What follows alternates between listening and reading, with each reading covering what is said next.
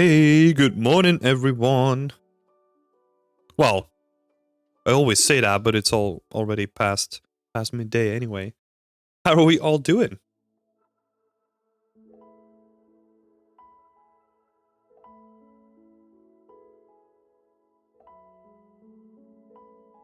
Da habe ich 2. We got Cairo, Y3. How are we all doing?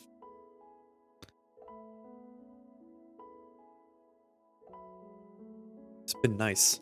Testing out like a new setup with my camera too. Doing some tweaks.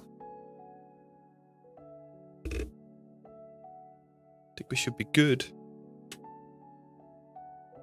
Got some pretty interesting questions today for this AMA.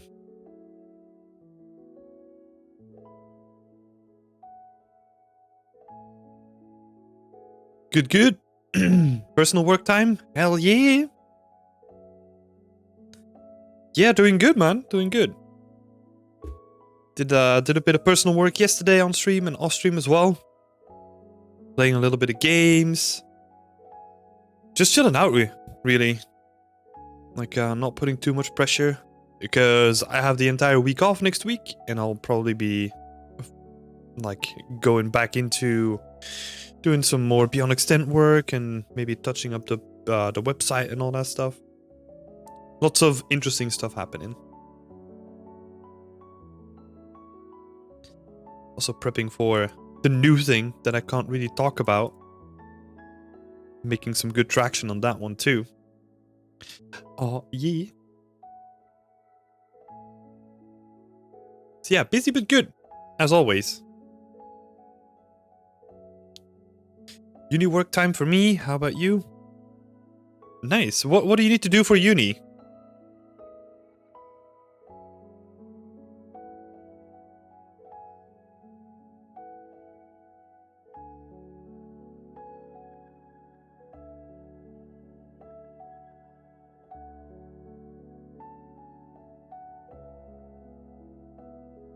Look, I'm just checking out some of the anonymous questions. We have one this week. Cool.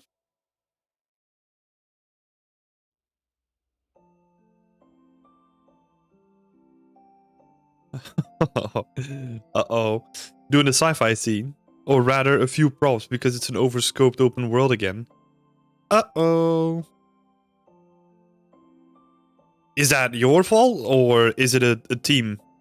Like a team... What's it called? Like a team project.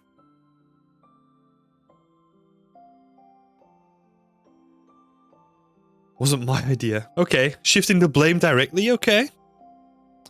The team thing. How many people are on the team then?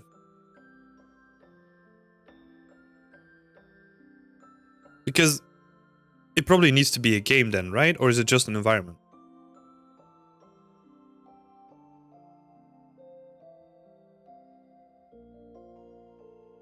Yeah, open worlds are a pain in the ass to get right.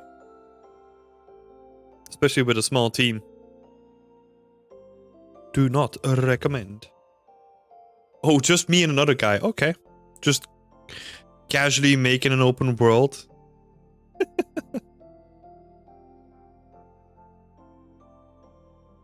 I think then you saying that it wasn't your idea doesn't really hold up that much, right? Because it's only you and another person. If it was like 5 people...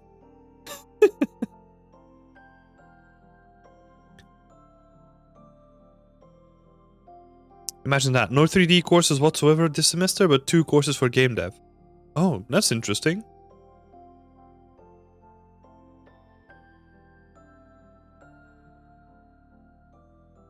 Yeah, because how are you meant to build up like a 3D understanding if you don't... I mean, if you never get taught it, right? And then also working on game dev without 3D? Interesting choice.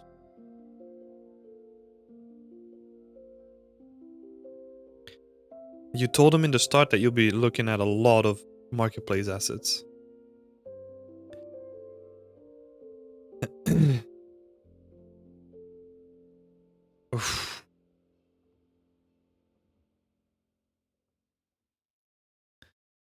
Just trying to help the guy out because he'll work on it for another year on its own. So he has to work a complete year on it by himself then for the uni. That's a really long project. And then also make it an open world in that time. I mean, by yourself. It's ambitious to say the least.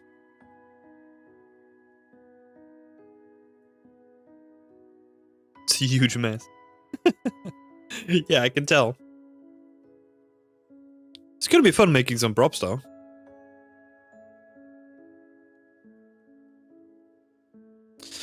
All right. I think we have enough people here.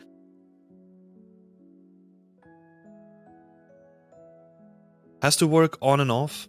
Half a year's on it. It's a bit silly. I'm glad that I get some practice through it though. Well, that's true. Yeah. At least you can get something out of it, right? All right. Yeah, keep me up to date on that. I'm interested on how that's gonna work out. Let's dive into some questions though. So we got 4 in total, 1 being anonymous, and I think the anonymous question is gonna be a little bit chunky. So let's just dive into the first one. The first one is by Omar Suisi. I'm sorry if I mispronounced your surname. I was going through the Awesome Beyond Extend PDF and just read the stuff about making vegetation. First of all, thank you so much for being a supporter. I really appreciate it. Would you say using Zbrush is a must in terms of quality and efficiency for producing leaves and grass, or would it be enough to just do those things in Substance Designer? So, I already elaborated a little bit on that, right, when we were talking in the community chat. But it's mainly a thing about what you're the quickest with and how much reuse you're trying to get out of it when you continue working on it. Because say ZBrush is probably like the most straightforward way to get from beginning to end result. But on the opposite side, if you do it in Substance Designer, you get more, and you set it up in such a way, you get more variation out of it. You can easily do tweaks on the fly, you don't have to resculpt stuff. So those are the 2 big things that we're trying to compare at this point. Usually, what I do in this case, because my proficiency in Substance Designer to make like a leaf generator is gonna take me way too long for the stuff that I usually make. So I stick to the sculpting method. Because it's just way quicker for me to just make a couple of leaves, sculpt a little bit of details on it, like arrange them on the UV, bake them down, and then I have a texture ready to go. Whereas if I were to make like full use in Substance Designer, I would probably want to have a look at how I can make it work for multiple sets of leaves in this case. Or you have to go so specific that you're using like a lot of shapes and combining them to get like a really organic feel to it. But then I personally feel that it's way easier. Well, this is about my workflow, right? And what I'm comfortable with. But I personally feel that I'm way quicker with just doing the ZBrush way. It allows me to really quickly just adapt and like do changes on the fly. And I have more manual control instead of relying on the proceduralness that you get from Substance Designer. So yeah, those are the main things, right? Like if we're comparing the 2, because this is also something that I mentioned before, but it's if you're using Substance Designer and you're not really building in that procedural generation, or you're not making a generator or something like that, I feel that you're losing a really important aspect of doing things in Substance Designer. Like you want to be able to change things up on the fly. You want to be able to do things in such a way where you can change the base shape and it will still generate like an awesome looking leaf. So for example, if we look at the Substance Designer workflow, what we can do is we could rely on a base shape that it could be like an SVG, for example. It's just a black and white shape. And it will generate all the things that we need based on that shape. That could be a really interesting method, because then if you throw in a new shape that is a shape that you need for like a leaf that you want, you just need to adjust the SVG and then change the colors and all that stuff a little bit. But that could probably be a really interesting way of working. Because I mean, you could, if you say in a case where you're the opposite, right? To play the complete opposite card is, say you're a material artist and you're an expert in Substance Designer, but then you have to go into Zbrush and it's kind of cumbersome. You don't know what you're doing really. You haven't really touched Zbrush or any sculpting program in a while. Then obviously it's a no-brainer to just do it in Substance Designer because you're so used to it. But yeah, if we go back to the core of the question, is ZBrush a must in terms of quality and efficiency? No. That is like the core answer to that question, right? You can produce anything in any way and get a good result out of it.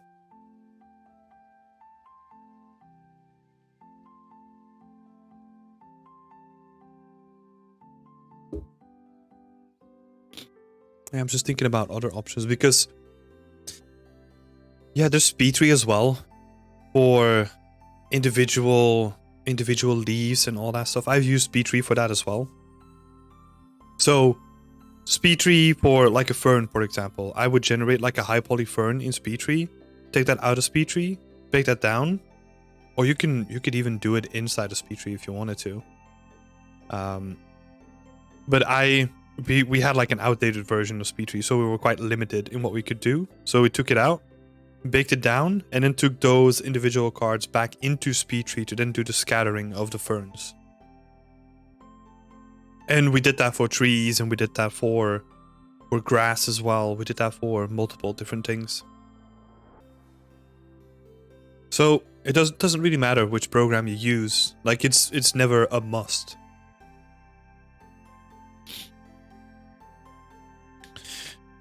Well, let's have a think about it, right?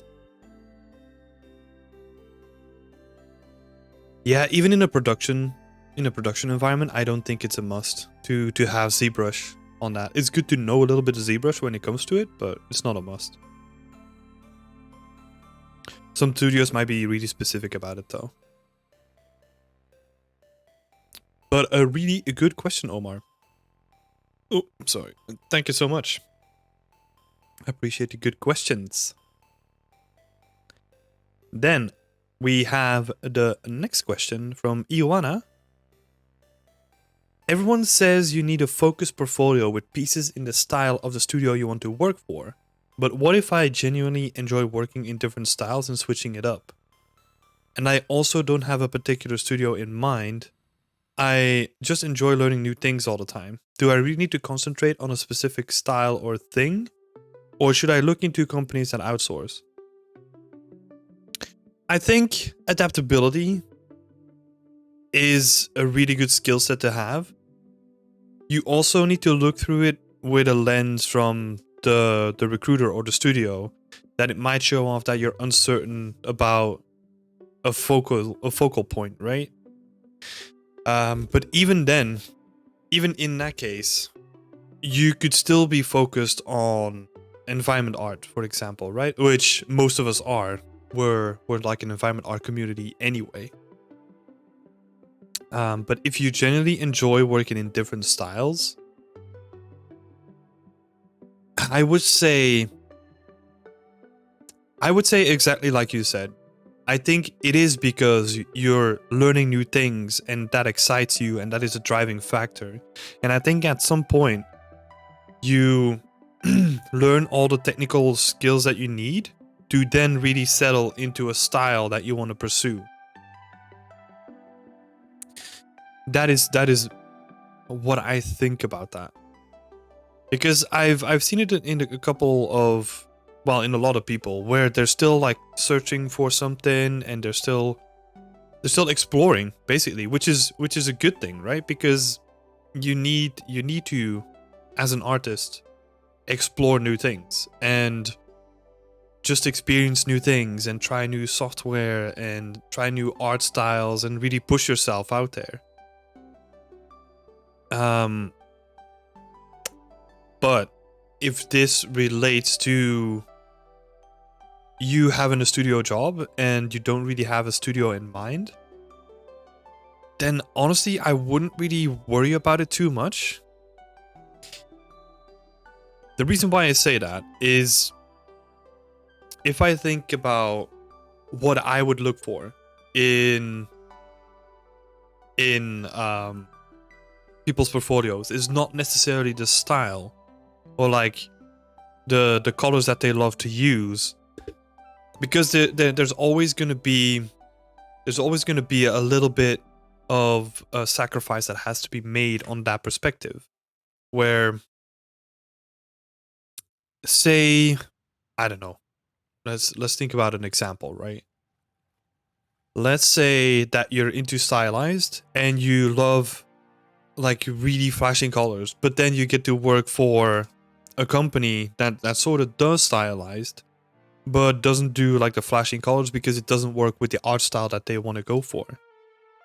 Then that adjustment that you need to make as a person working in that art style is not too big. You just need to tone down the colors a little bit, but you already have the core understanding of what makes stylized art look good, like what makes the models look good. If you look at the silhouettes, if you look at the shapes of them, if you can genuinely make it look good, and that's like a small step in between.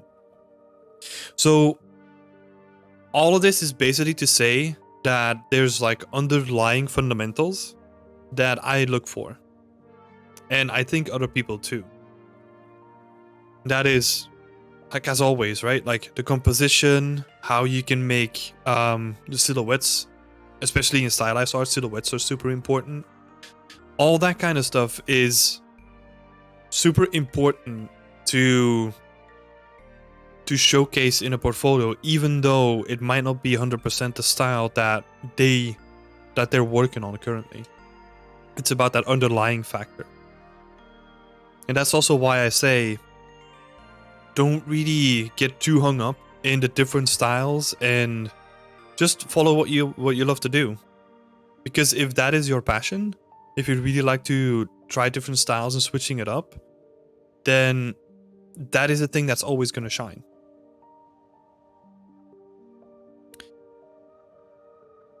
I hope that helps. Does that make sense for everyone? Feel free to just elaborate or ask additional questions in the chat, by the way.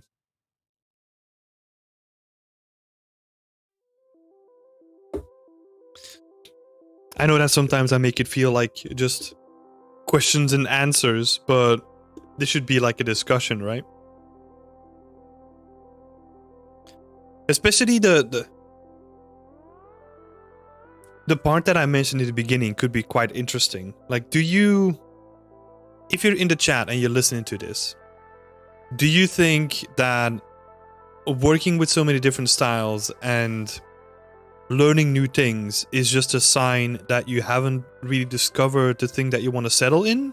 Or can that just be like a perpetual thing?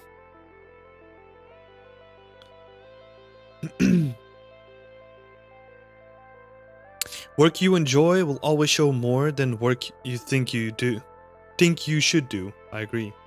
Yeah, I think so too. That is, I mean, it's always been the core of my portfolio too. Like I keep bringing this up to people where if you go to my portfolio on ArtStation, the first thing that you will see is my personal work. Because my professional work is, I enjoyed working on that. But it's not the thing that I'm really passionate about 100% of the time.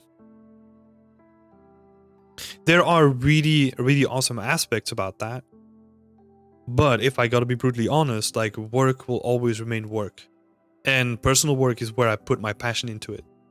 I love to make that distinction between the two.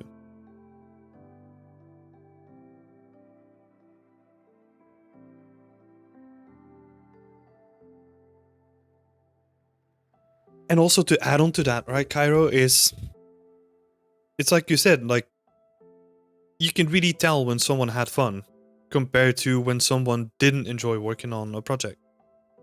Or maybe didn't put their heart into it. Like, you can definitely tell.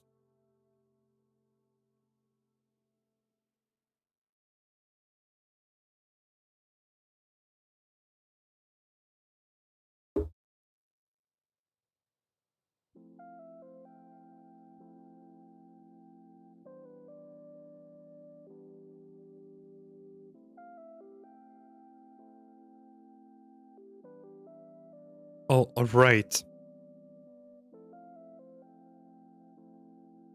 Let's have a look here. I'm probably going to switch these two around. So we're going to dive into your question next, Leon. Let's have a look here. It's an interesting question. It's probably the toughest question on the list. What's the recipe for your favorite dish that you can cook yourself? And I honestly... Oh my god. I don't know. I think the thing that I brought up before is the pasta with spinach and minced meat and what's it called? Like, I keep forgetting the name of it. Like cheese spread, I think it's called in the UK. I think that's what it's called. Like, it's just like really goopy cheese that you add into it to really make the sauce really thick. I mean, it's not healthy by any stretch of the imagination, but it's so good. And it's pretty simple to make. Like, you just really just have to put... You just cook the minced meat until it's done, right? Or like close to done. And then you just add like the spinach to it. And then you add like the cheese spread to it. Let that cook for a little bit until it's nice and hot. And then you just put that on pasta. And then you're good to go, man. Good to go. Even you don't even need to add like, I don't know, it's not fancy. Like, you don't need to add like anything to it. You don't need any spices. That's the word. You don't need any spices, nothing on it. Try that on Tuesday? Yeah. Because that's the thing, right? Like, with cooking, it can become really complex really quick, but sometimes you need those dishes that you can just give like a quick try. Or like, if you don't really feel like cooking. Also, something that I tried recently is making my own red pesto, which was really good. It's just like a couple tomatoes, couple of red peppers, a little bit of garlic, a little bit of... Damn it, what are they called? Like, you have some nuts that you normally do with peanuts. No, with peanuts, with pesto. You just add them in there too, add a little bit of garlic, a little bit of olive oil, and you just mix that, and you have some nice red pesto, man. A little bit of basil as well. We didn't really have that last time, so we had it without it, and it was really nice. Oh, and a little bit of Parmesan cheese as well. That was, yeah, again, like a really simple thing, right? And just like put that all in there, mix it up, do a little bit of pasta, add it on there. Also, oh yeah, we had it with a little bit of chicken. So I I baked the chicken first, right? And then I removed it from the pan, and then I added the pesto to it to basically just get rid of some of the juice that came out of the tomatoes, to just cook it out and make it a little bit thicker. Also, adding a little bit of the water from the pasta, just a little bit, to thicken up sauce is like a really good trick if you're cooking with pasta. But yeah, that was really nice as well. I'm probably gonna make that more, because that's something that we did quite regularly. Like we had some basil growing here, and I mean, we probably had like fresh pasta pesto like every week or something, because we had all the ingredients anyway. Pretty nice.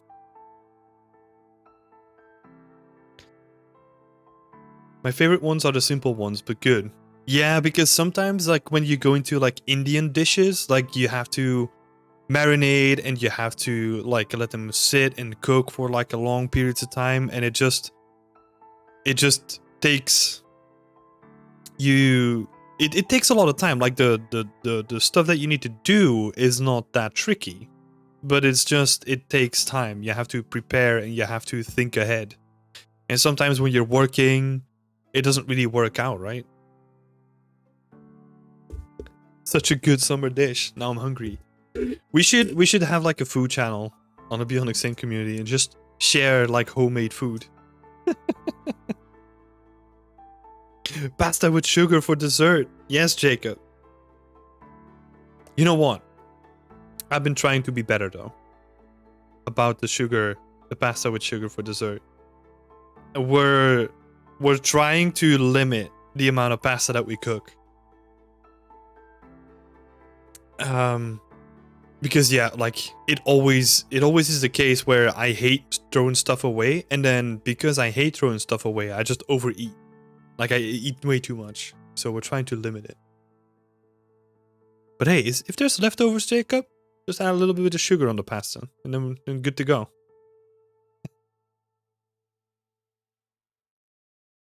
Those let simmer for 2 hours dishes can be amazing to get some work done in between though. Yeah. Yeah. Honestly, like if you have the time and you have the patience and you have like the planning right, those dishes are obviously the best because they simmer and they take up all the spices, and it's just amazing. Yeah, there's so much stuff. I mean, I love cooking. I love cooking myself. So I need to do more of it. I need to take a little bit more time, because oftentimes it's pretty quick stuff. Like what was something that I really enjoyed? Something different was we bought. This is becoming a food channel anyway. So we bought like one of those big Moroccan breads, like the round ones, and we stuffed them with gyros. That was store bought. Like I didn't really have the planning ahead to let them sit and marinate myself, and then just put like tomatoes and rucola and a little bit of mayonnaise on it, and then just put that between like the Moroccan bread that is toasted between the grill. Oh yeah, good to go. Good to go. So yeah, Leon, thanks for making me hungry. I appreciate it. Beyond Extend food review. Oh god. That's like the EXP article, right? They had like an April Fool's article. Let's just fuck it. Let's just make like a 180 degrees like turn and just turn Beyond Extend into like a food review channel. Screw it.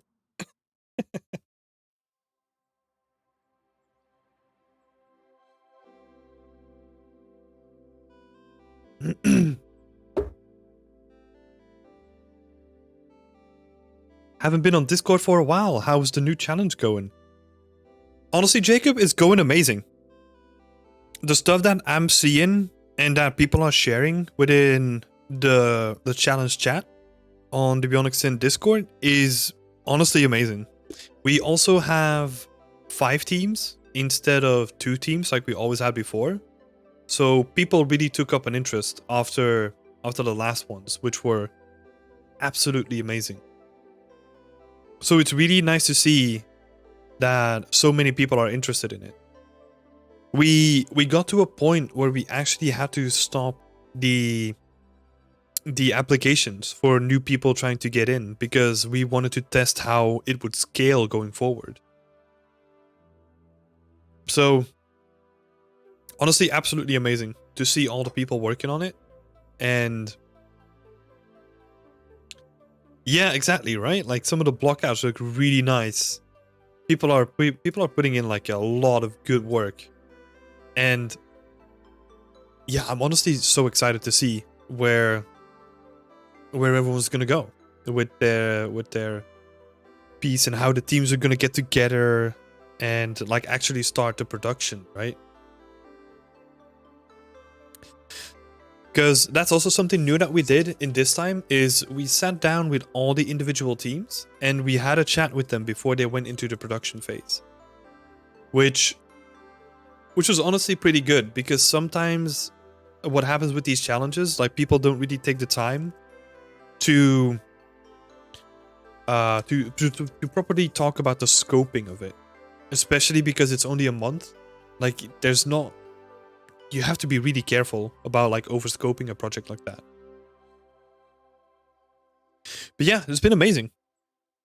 It's been amazing. It is pretty cool. All right, let's dive into the last question for today. And this one is by Anonymous. It's a pretty beefy one, so I'll have a look if we need to split it up. But let's dive into it. I find myself getting a little bit frustrated at work when I'm giving feedback on something a week or 2 after that sprint/asset is finished, because I find it hard to get back into that asset. This is especially the case when I'm trying to complete my current asset before the new deadline. How do you deal with any frustration you may have over feedback? Do you think it's important to be able to adapt your schedule to go back and fix feedback from a period of time ago? Alright, so this is a pretty chunky question.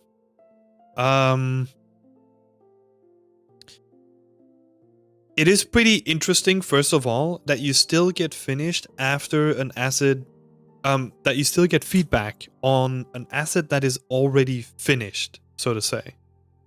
Because that might also be a sign of maybe a misalignment in planning, right? Because if it went through all the validation checks, if the person responsible for signing off on the assets has signed off on the assets, then there shouldn't be like backtakes, or maybe in some cases, maybe some additional polish or something. This also depends on the amount of assets that it happens to, right? Because it doesn't really specify how many assets or how many things that need to be retouched in this case. If it's 1 or 2, that can happen. If it becomes more and more than that, then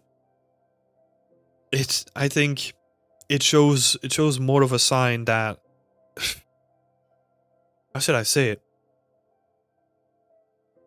That the validation checks that are put in place are not correct at this point. So I think if that happens a lot, then there needs to be a conversation happening about like all the validation checks and how you can avoid this stuff happening from the future. It's obviously a tricky thing to bring this up as a person just working on the assets, right? So we need to keep that in mind. And it might also be a little bit uncomfortable too, where you have to open up a conversation if this happens a lot with the people responsible to say like, hey, the team is getting a lot of assets back into their hands, even though we had all the checks in place and got proper sign-offs. What is happening here? Is there something that we can do to make this a little bit smoother in the future? Because what I'm thinking in this situation is that if this keeps happening and it becomes like a bigger and bigger issue over time, that means that eventually when the game ships or when it needs to go out, there is like a massive backlog that has just built up over time, and that's going to cause issues. But let's have a look here, right? It's already, like you mentioned, this is especially the case. This is quotes, right? So between quotes, this is especially the case when I'm trying to complete my current asset before a new deadline. So we're already seeing it, that the backlog and like the stuff that is building up is already causing issues for the current assets that are being worked on. So yeah, that is only going to get worse and worse. So there needs to be a conversation at some point of like, look, we're doing too many things here. Like, I'm working on new assets, but I'm also cleaning up the old assets. Like, what do I focus on first? Hey Ilya, afternoon. Welcome to the chat. But yeah, anyway, like, how do you deal with any frustrations you may have over feedback? Yeah, that's a good question. I would break that up. Because this frustration is purely coming from that the feedback basically came too late. And I mean, that's totally understandable. I think the way to deal with that is, like I said before, like, try to open a conversation about it, and like maybe if other people in the team are feeling the same way, get them involved in that conversation too, and ask them to sit down with the person responsible, like the lead or the art director, and say like, look, we're doing too much, or like stuff is coming back when it was already signed off. Like, how can we do this? Maybe bring it up with producers too. They might have a good indication of that stuff happening too, and maybe they know why. Because that might also be a part of the equation, where you don't really know why it's coming back. So yeah, I know that with these tricky questions, I usually come down to the same thing. I usually come down to like, we need to have a conversation about this. You need to open that conversation up. And as a junior member or as like an intermediate, it might be tricky to open up those conversations, because usually you just get fast handed to you, right? So I mean, I think it's worth opening a discussion about that. Look for people that you can support you in that, and then open up a conversation with the lead. And that's how I would deal with any frustration. Because I think I mentioned this last time as well. You can't let that frustration fester. You don't want it to turn sour, because it's going to affect the team, it's going to affect the project, and it's like poison. It really is. If you let that frustration just fester and other people are feeling it too, and then you talk to those people and you have these negative downward spiral conversations where you're only focusing on the problem, and I mean, it sounds so one-sided from my end, right? So you have to take it with a little bit of salt. That is not only your responsibility. It should also be the responsibility of the people that are managing this too. But sometimes they might not know from the situation. Because you don't want to let it fester. You don't wanna let it like grow into this thing that everyone is talking about and that pulls like the team down.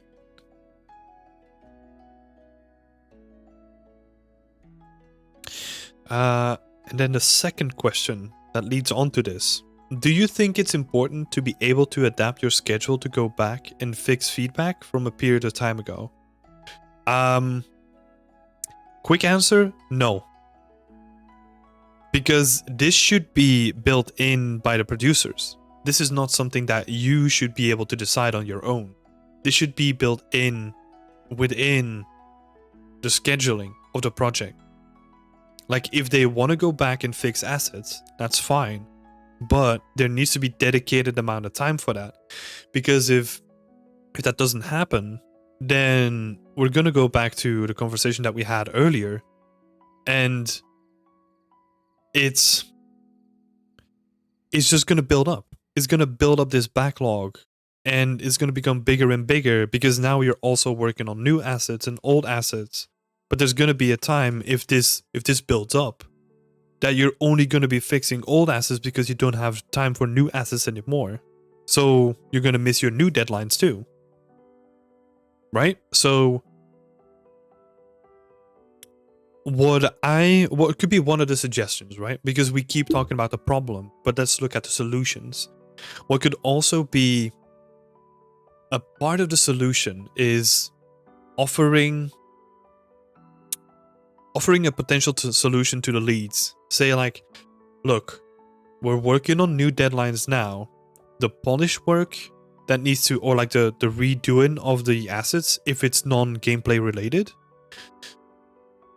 I think it's better if we do that at the end so that we can have like a massive polish pass and just do all those tweaks at the end of the project instead of already delaying the new deadlines. That might be like one proposition, right? The other proposition could also be if the work is super important to what we're doing now, then we have like a period where it's just about fixing those things. If it's crucial to the gameplay, then that needs priority. So then we switch it around. Then we just have like a dedicated time to work on these older assets, like finish them up completely. And also that will help the leads and the producers to understand that this is what it means. That this is going to be a fully completed prop. Have the proper sign off and everything. And then bring everything else up to that level. Because then there's a benchmark that everyone can work towards. So those are just a couple of suggestions. I hope it works out. I really do. And yeah, if this is anonymous, right? But if you ever want to reach out to me and have like additional questions, feel free to do so. Like I will keep it private between the two of us as well. So I hope it helps. I really do. All right, let's go to some chat questions. It's very studio culture dependent if this approach would work, right? For example, I'm thinking of this outsource video that made the rounds a few weeks ago, and I'm sure it wouldn't work in such a studio. Yeah, but usually what happens is people never try. There's always like a couple of people that will try anyway, right? But if you never try, you never know. Because what usually happens, and I've seen this a lot myself, is that people have really good ideas. Like they have really good ideas to like improve the workflow and to improve the work that they're doing. But they just assume that they're not going to go with it because the workflow has already been set in stone. But I think if a company is truly invested in the future and working with the people within it, which fair point to what you bring up, the Habit too. It might not be the case in all studios. We have to be honest about that. But usually, if if the company is invested in the people that they employ, those conversations should be a part of the studio culture. And it should be a thing that maybe shouldn't always be implemented, but at least should be considered. At least. Well, that's what I think, right? But you're very right, though. It's a very studio culture dependent if this approach would work. But I personally think that the more, how would you call it, like dictatorial, like top down, like you're just gonna listen to what I say and do nothing else, I think that is dying out. Honestly. Because you can only go so long. Because we have so many better systems that work now to compare them with, right? Like, say if you're used to a company where you can openly talk about stuff, where you can suggest stuff for the future, or I can bring up stuff with my manager and say like, look, what if we change this? Maybe we could improve like the team performance or something. And have a conversation, right? Because there are things that are being brought up that just are really good in theory, but if you start about the actual implementation, and as environment artists working ourselves, we don't really have the overview of the entire spectrum, right? So we need to keep that in mind too. Like sometimes there are links that we aren't aware of.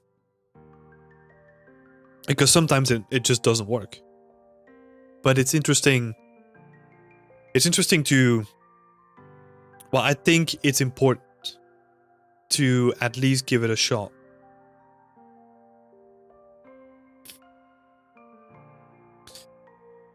And also not have this attitude of like, look, I'm right, you're wrong. No, it should be like both ways, right?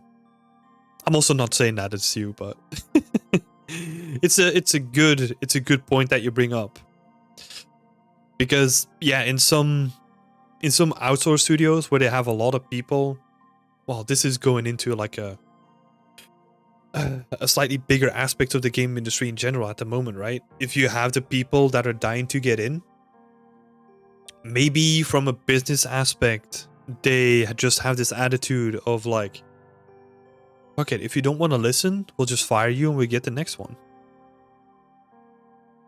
That might also be part of the current studio culture in certain studios. I'm just glad that I haven't worked for such a studio just yet. All the studios that I worked at are really open in their approaches and really appreciate if you want to help them out.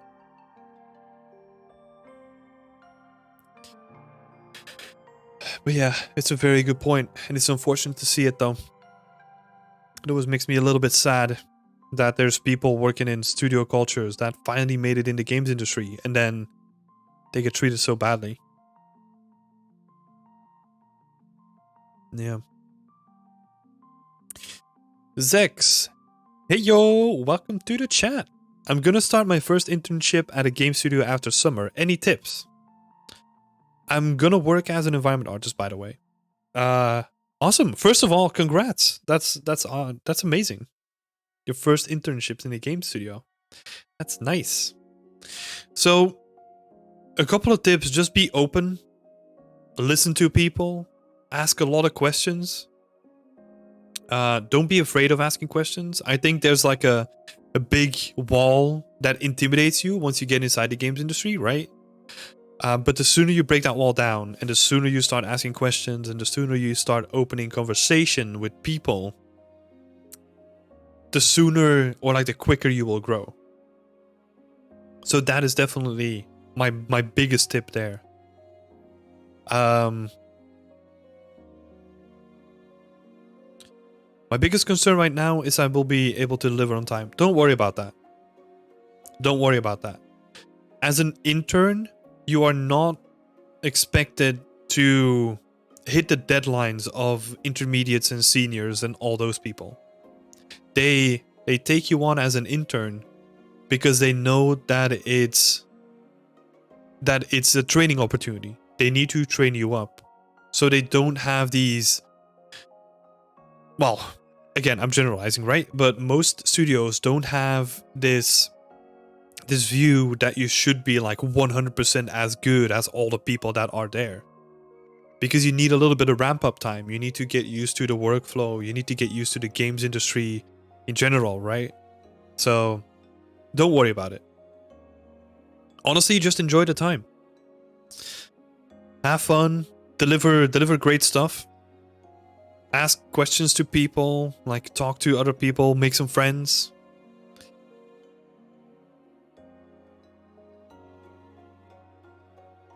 But I also want to show my front feet so I can land a job after the internship is done. Yeah, that's it, right? That's also why I mentioned you still, that doesn't mean that you should relax. It means that you should do the best you can, but realize that you're working with professionals now. Like, there is going to be a big difference to what you're used to in school compared to what you're used to, or you're going to be getting used to inside of the games industry. But that takes some time. And all the people that you're going to be working with have gone through the same sort of process where they come into the games industry and they're going to be like, oh god, this is all new. Deadlines, estimations, like I don't know what that all means concretely. And it will take some time to get used to. Because yeah, like you said, right? You want to show off. Like you want to show that you can deliver good stuff. And I think you should 100% go for it. But don't let it become this super intimidating, almost crushing feeling of like, oh my god, I need to do better. I need to do better. I need to get more done. I need to work on tighter deadlines. Yeah, exactly. And that's a lot of people that are getting inside of the games industry. Just chill out a little bit. A little bit. It's good to have that passion and to have that drive, but don't let it become a thing that cripples you. Let it be your drive, but don't let it cripple you. Because for most people, it can turn into something that cripples you because you start overthinking and it limits your creative output. Whenever I make something right now and if I have hiccups, I don't do it fast, that stress me out. Yeah, well, that is why I said be open and question stuff. Because that is exactly why you should do it. If you have small hiccups, and this is important, and if you research stuff yourself and you did a bit of work on it, so for example, you're running into a hiccup, you keep working at the problem for like an hour or something, right? This is like an arbitrary number. It depends on the issue. But say you keep working on it for an hour, and if you still haven't figured it out, then talk to someone else and ask them questions. Ilya, I haven't forgot about your question, man. Let's go into it.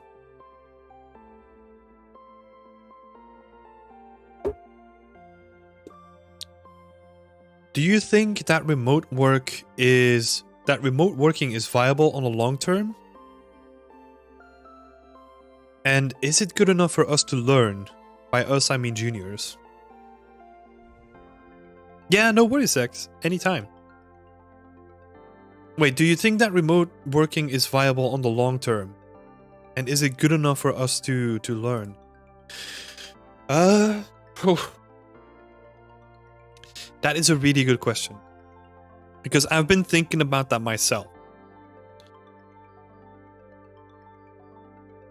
And I keep flipping between thinking that it's not going to change too much, but it is though.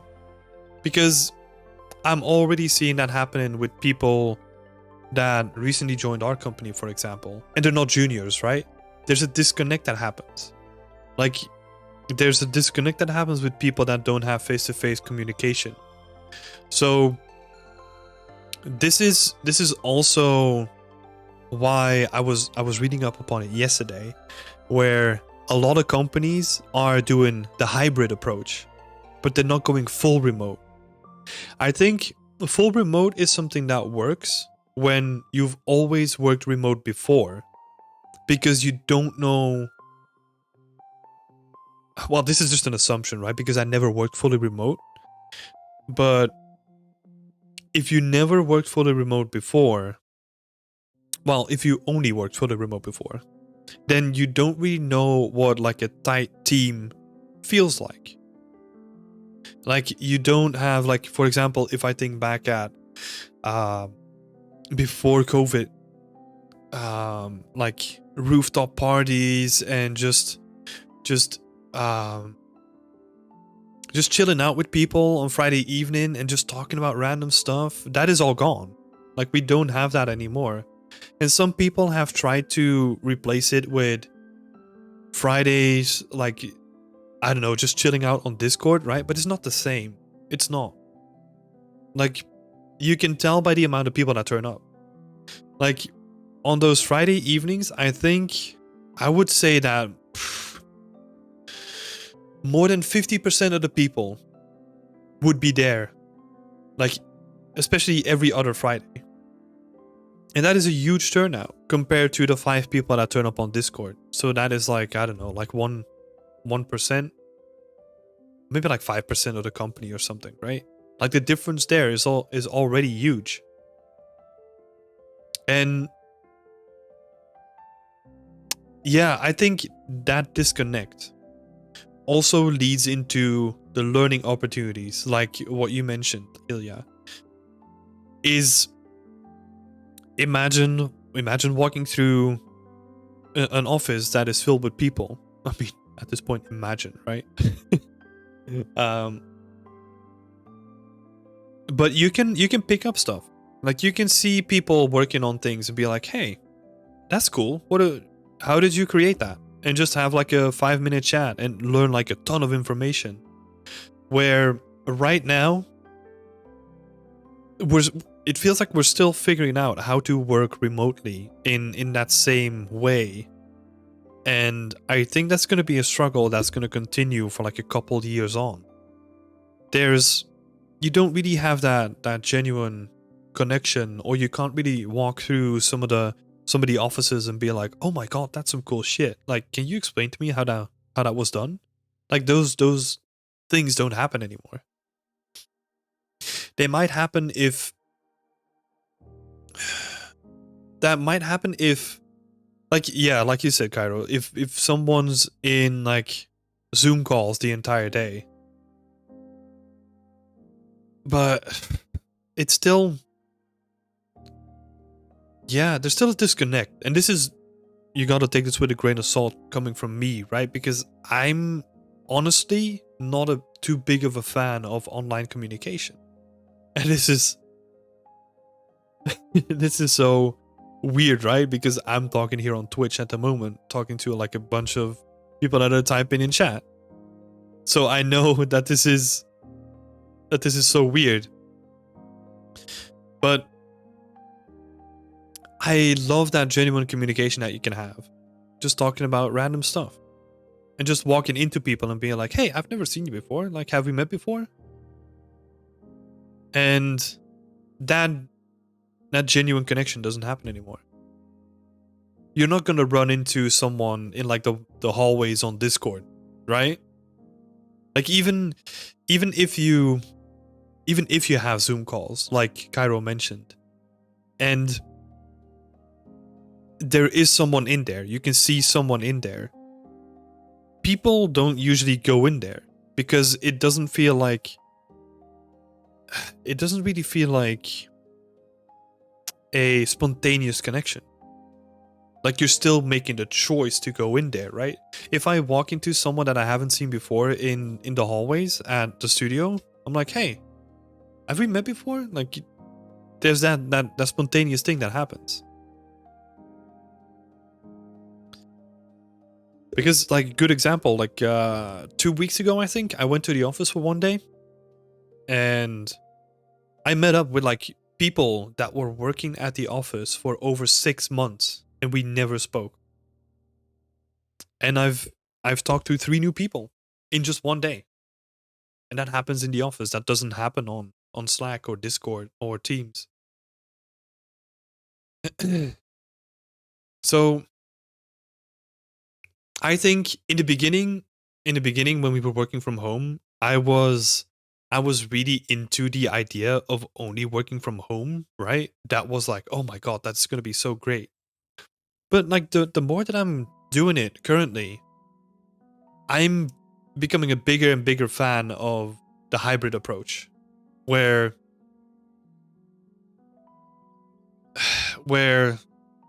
you have like a couple of days a month, or like 1 day a week, or 2 days a week, or whatever, right? Like the what is it?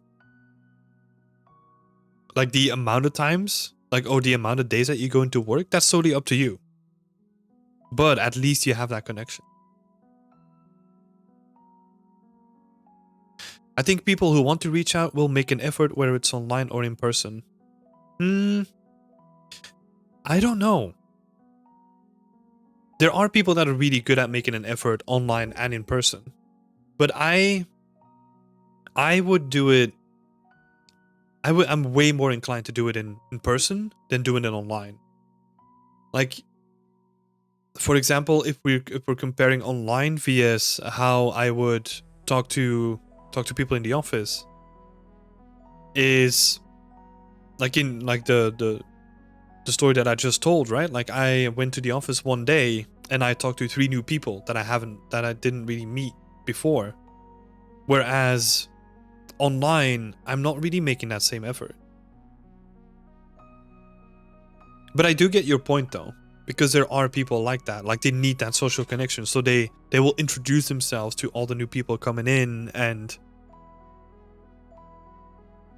yeah, I think that's a valid point though.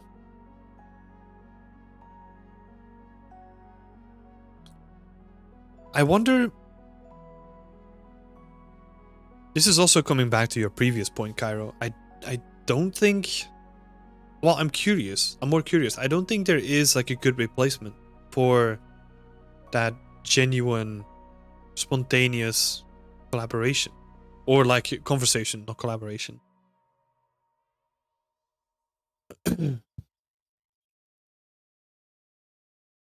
Being from home, it's really hard to just have a casual chat with the people we work directly with.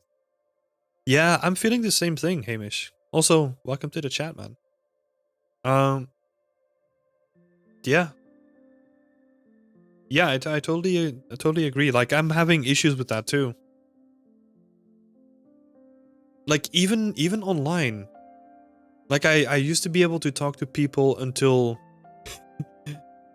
we both realized that we actually needed to do some work, right? Like, I love talking to people in person, but I don't really have that same thing. Like, I don't know, there's this weird barrier that happens online. It's a weird. This might also be just my perspective on it too. Because some people are like really genuine with their online conversations as well, and they figured it out. They figured it out how they need to talk to people online, and they can really transform their personality into the online conversation, where I can't. Like, especially text, like I can't really transform myself, or like I can't really transpose myself into it.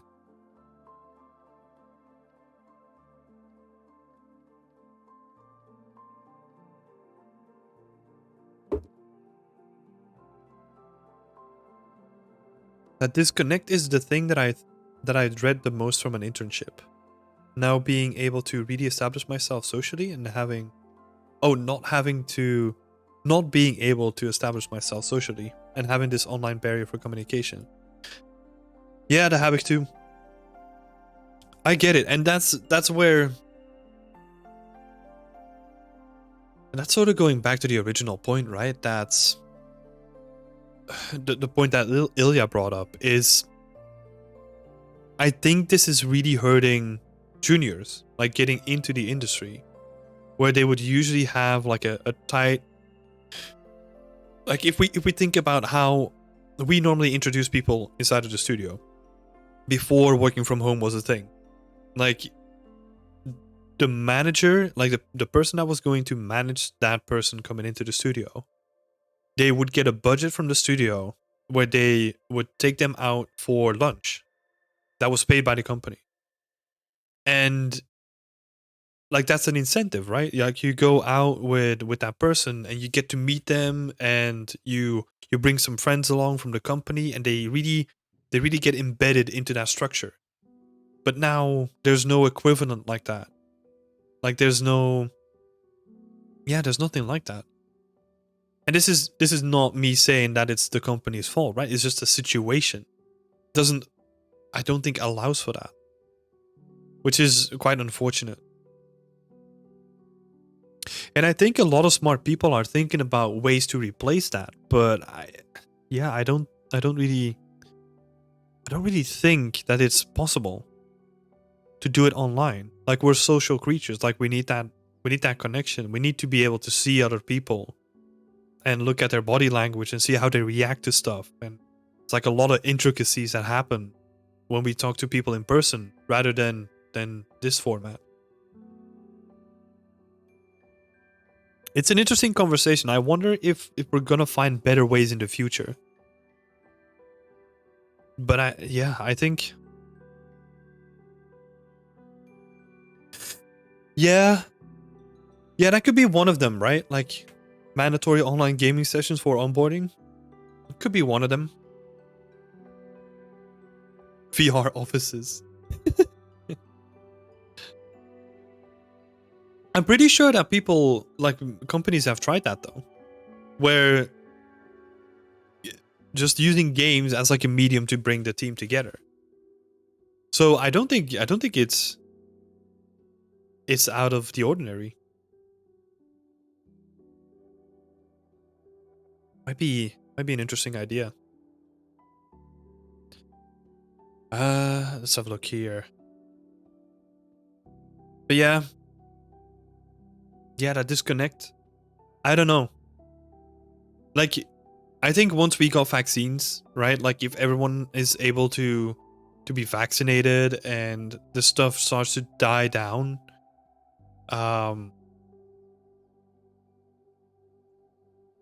then I hope that we can at least have a system back where we introduce juniors to the industry in like a proper way. Where I'm thinking about a system where if you are the manager or you're like the buddy or whatever that's called in your office, where you're responsible for basically the onboarding of the new person, that at least you can go out and at least the two of you can have like a little bit of a bonding moment there, like going to lunch together and doing something.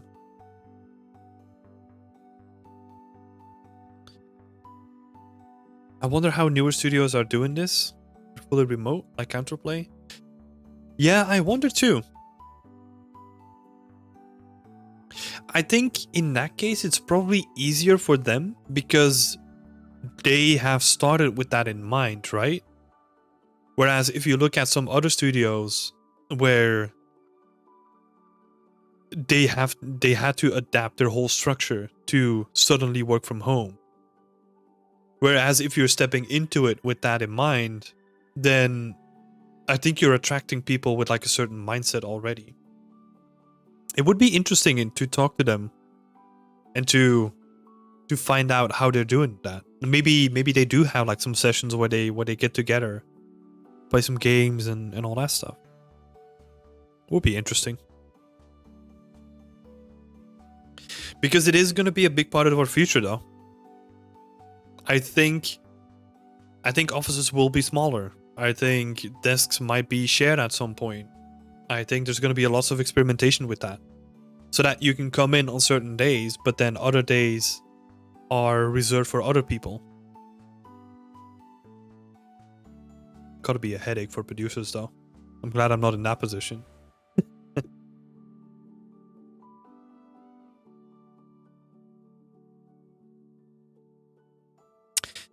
Jacob, you saw Counterplay had some problems with Godfall. What do you mean with problems? Like communication issues? let's have a look here, right? Like I'm also keeping up with the chat because Hamish also added something. So at Decagon, we had an open voice chat channel, which helped, but we don't in the current studio. So scheduling a chat just doesn't have the same feeling as a simple, hey, how's it going? Or hey, what do you think of this? Yeah, I agree. Because it's the same with Zoom calls, right? Like it's not spontaneous. Like you're not walking into someone. You're like choosing to sit in a room, like in a virtual room with that person. So it's already like a decision that you make instead of just walking into them and being like, "Hey, how's it going?" And with that, all the awkwardness that it brings with it, right? Just like, "Hey, are you working for us? Like, how did you get in here?"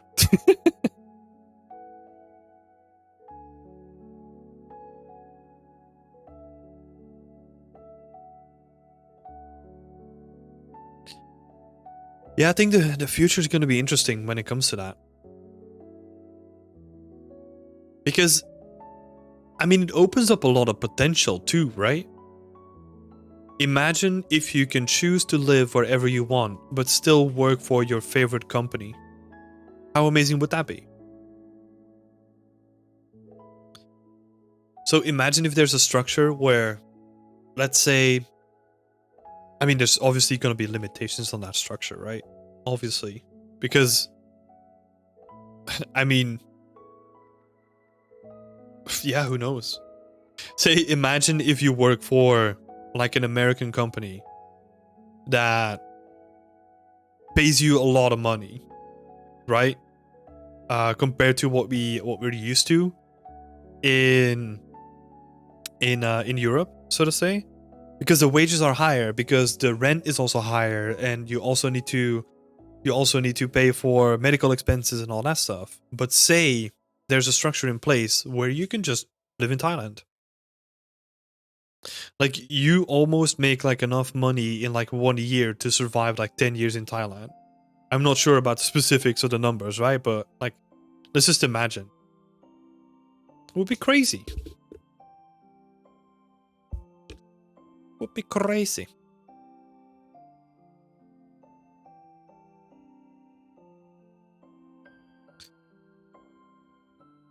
Work a year, take 2 years off. Yeah, I wonder, because we're kind of laughing with it now, right? But I think because this is a system that is so young, I think people are gonna try something like that, where they might work, like even if you switch it up a little bit, right? Instead of working a year and taking 2 years off, what if you work 5 years and go on early retirement in Thailand?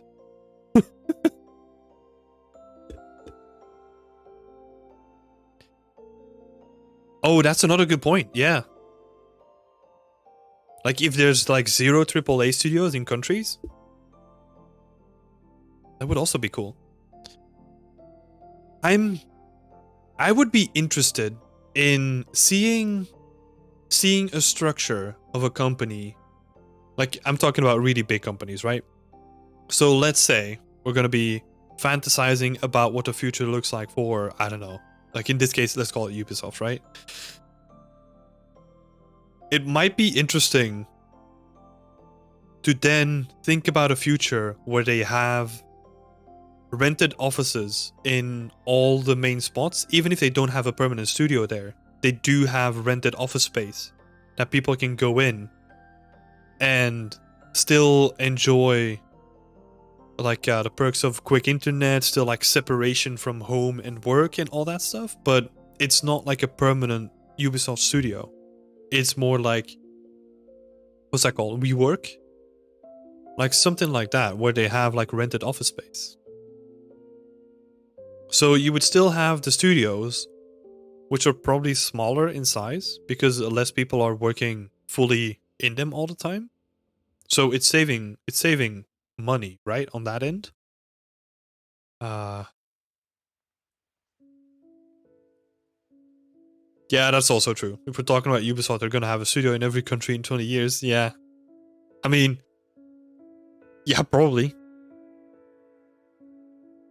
I mean, they have a massive amount of studios all over the world anyway. Okay, maybe Ubisoft is not the best example. Because they're all over the place anyway. Yeah, but I think that could be interesting. So let's say it has to be like a mid-sized company then. And then if they see that they have, I don't know, let's say for example that they see that they have like a lot of people working in a country that they aren't currently in. For example, let's take Germany. Then they could rent out offices in Berlin and maybe Düsseldorf or something like that, right? Just pick like 2 hotspots so people can come into work. I don't know. We'll see. But yeah, I think that original question from Ilya is such an important one. And I hope that we can find good lessons and good lessons and good rules, and where we don't really sacrifice the onboarding process for juniors, and we can still retain that feeling of you're getting in, you're being embedded in the team, like there's like you're becoming part of a team instead of the feeling that most of us now have, right? Just working from home.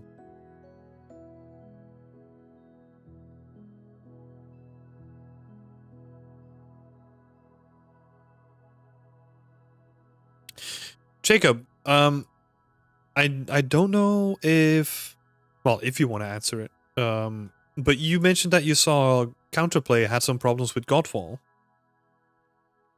Was that due to the communication, or was that something else completely?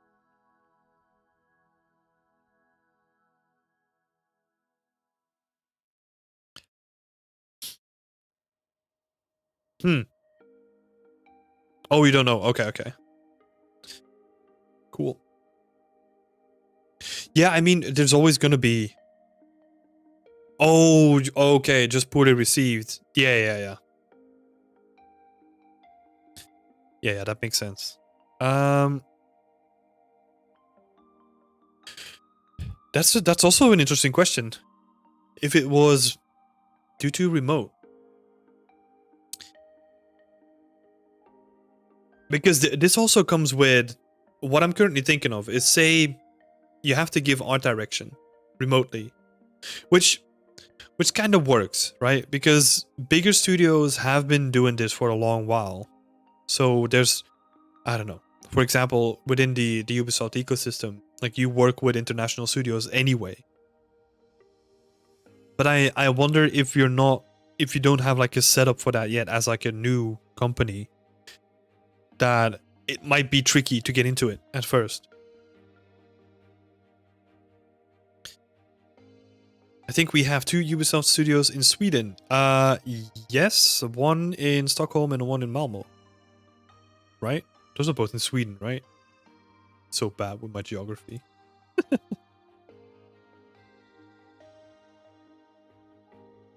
Yeah, okay, cool. See, I'm learning.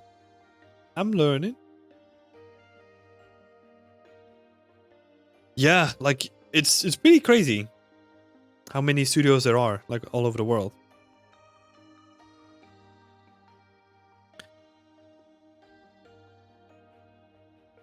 Ilya, I was asking this before because before COVID I didn't want it to work remotely, and now I just want to work remotely. Just because I will able to have my house in the countryside and grow vegetables and have chicken. But uh but I have to live in the studio city. I won't be possible. I wanted to know your opinion on it in order to weigh up the pros and cons. Oh god, yeah, that's a very good and interesting question. And I do want to know the answer to that question myself, if I gotta be honest. At this point, even though it sounds crazy because we're quite far into working from home, right? It feels like it's still a bit too early. I mean, you can definitely make it work. Because here's the thing, like, if that is a thing that you want to do, I wouldn't sacrifice your dream of having a house in the countryside, growing vegetables and having a chicken for a job, right? You can make that work, like working remote. Because there's enough companies that work remotely these days. Thanks for the hydrate, the habit too. Getting a little bit thirsty.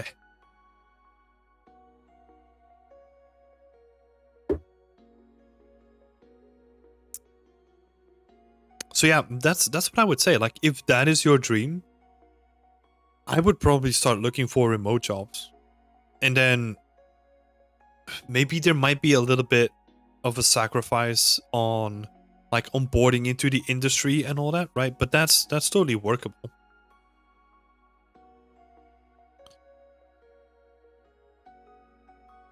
Because this is also a thing of personal happiness too, right? Like, if there's a reason why you don't want to live in the city center, because it might be too loud, you don't really want to do it, you just want to have your own house with vegetables, like quiet country life. So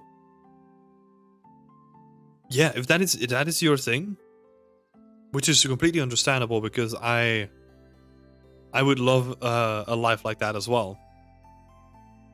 But then, yeah, I'm also weighing up the pros and cons, because I mean, there's so many factors that come into that, right?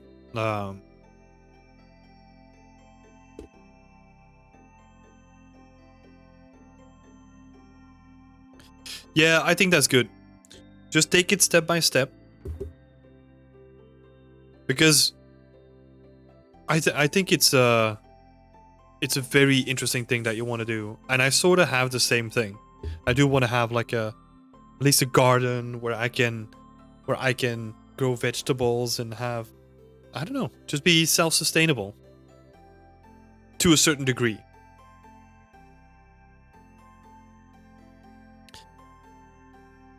But there's so many ways to get there too, right? I've already, well, I think some people just choose like the short but painful route, where say they know that they don't want to work in the banking sector, for example, but they still do it. They become like a programmer for like a bank, then they save up all that money and they early retire. I mean, that's also a way to go. But yeah, there's no way that I can see that working out. I think it's totally possible to just work remotely. I mean, you just have to make sacrifices where you might not be as tight with a team as working inside of an office. But I mean, yeah, your team is also not your family, and in most cases, not your friends, right? I mean, they can be. Not saying that, but then I will think about the rest of my dreams. Hell yeah, that's what I'm doing too.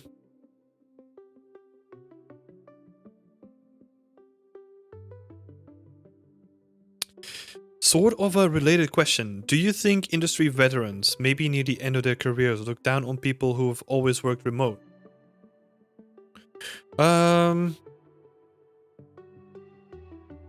No? I don't think so. Because I think that question comes from just change in general, right? Like, stuff is gonna change. So maybe there are some industry veterans that are not comfortable with change, and they look down on people that have always worked remote. But I mean, they might have said the same thing about when they worked from their garage, right? And wait, how should I say this?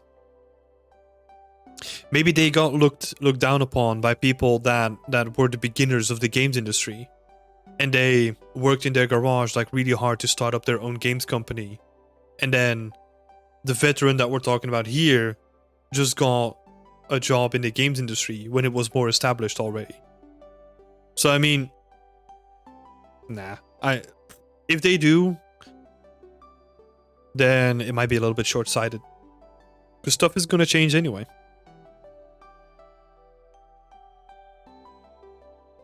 Name all the Ubisoft studios in France right now. Oh shit. Don't even know. I don't even know if they have names. I think there's 2 in Paris. One in Annecy. One in Bordeaux. Is that it? No, there must be more than that. Oh yeah, Montpellier. I'm looking at the map right now, so I'm cheating. Well, I'm not looking at the Ubisoft map, right? I'm just looking at the names.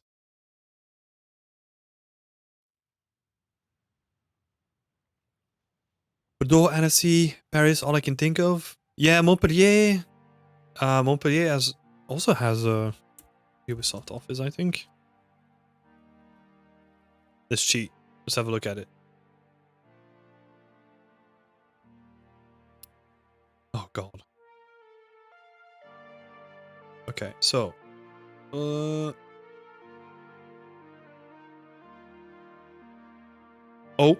okay. Ivory Tower, that's also one of them. Yeah. 1492 studio is also in France, apparently. Oh, but no, this is like Ubisoft subsidiaries too. There's you have Ubisoft Paris, Ubisoft Paris Mobile.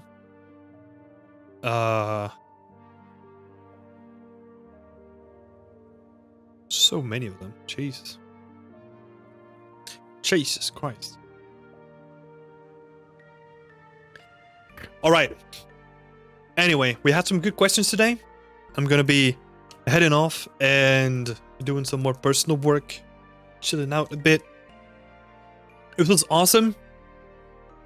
It's always amazing to have you all here, pitching ideas, sharing good questions, and just making this stream really worthwhile. I appreciate all the support, by the way. And yeah, honestly, I love to talk to you all here. Thanks for streaming. Nice to talk to someone. Yeah, I'm happy that I can provide like a little bit of communication in your life. Right, everyone. At this point, you know what to do, right? Like follow me for the next streams. Check out beyondextent.com for more resources and also for the community. And yeah, I'll be here every Sunday. Same time, same place. So if you want to throw in some more questions, feel free to drop by. And that's going to be it for me today. I wish you all a nice Sunday. See ya!